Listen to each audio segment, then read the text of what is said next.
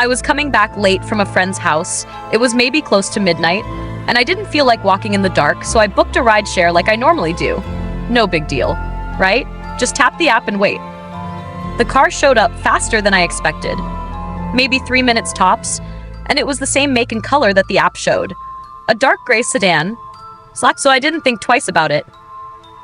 The guy rolled down the window a little and said my name, kind of muffled, but it was close enough that I just nodded and got in. Right away, though, something felt off. Not dramatic at first, just little things. The interior smelled like strong cologne, mixed with something else I couldn't place, kind of metallic, and the screen on the dash that usually shows GPS wasn't lit up. I told myself maybe he just kept it on his phone instead, but still, I couldn't see any phone clipped up either. He didn't greet me like drivers usually do, just started pulling away, real slow at first, like he was thinking too hard about it. I tried to make casual conversation, just asking how his night was going, but he didn't answer right away, then gave this short laugh, low, and said something like, "Busy. Always busy." Which didn't even match the vibe. I glanced at my app and noticed the license plate wasn't visible on screen anymore.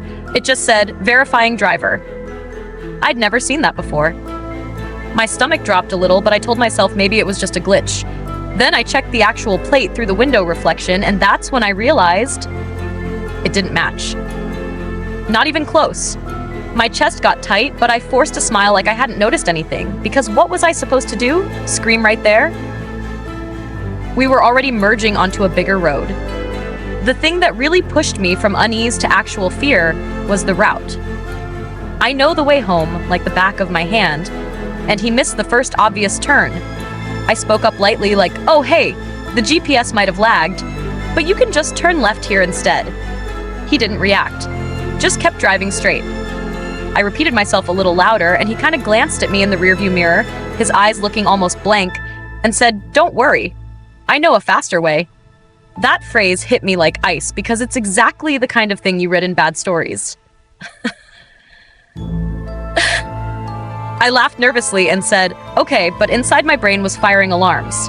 I didn't want him to know I was panicking, so I looked down at my phone like I was just bored. I noticed I had only 2 bars of service, and the little location tracking dot on the rideshare app wasn't updating anymore. I pressed the emergency call button built into the app, but it just spun on loading. My hands were sweaty. I remembered something someone told me once, that if you act sick or unpredictable, it might throw someone off. So I started shifting around, holding my stomach, groaning a little. He didn't say anything, but he looked back at me again, longer this time, then turned the music on low, like he was trying to drown out the sound. We passed areas I didn't even recognize.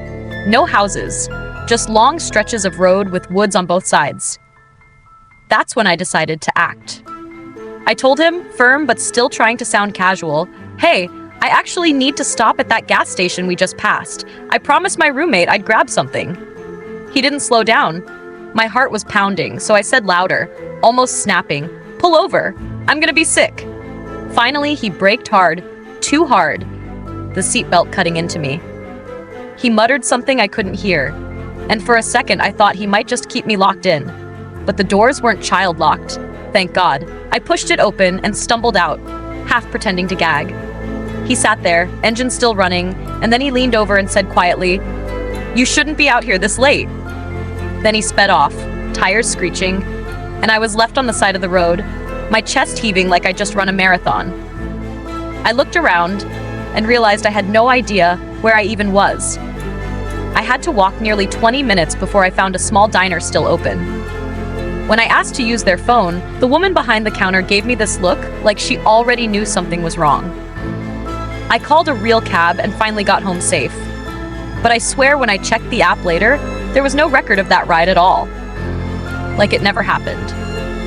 For days after, I kept replaying it in my head, thinking maybe I overreacted, maybe he was just an unregistered driver trying to make side cash. But then, last night, I got a notification from the rideshare app. "Your driver has arrived." The thing is, I hadn't ordered a ride.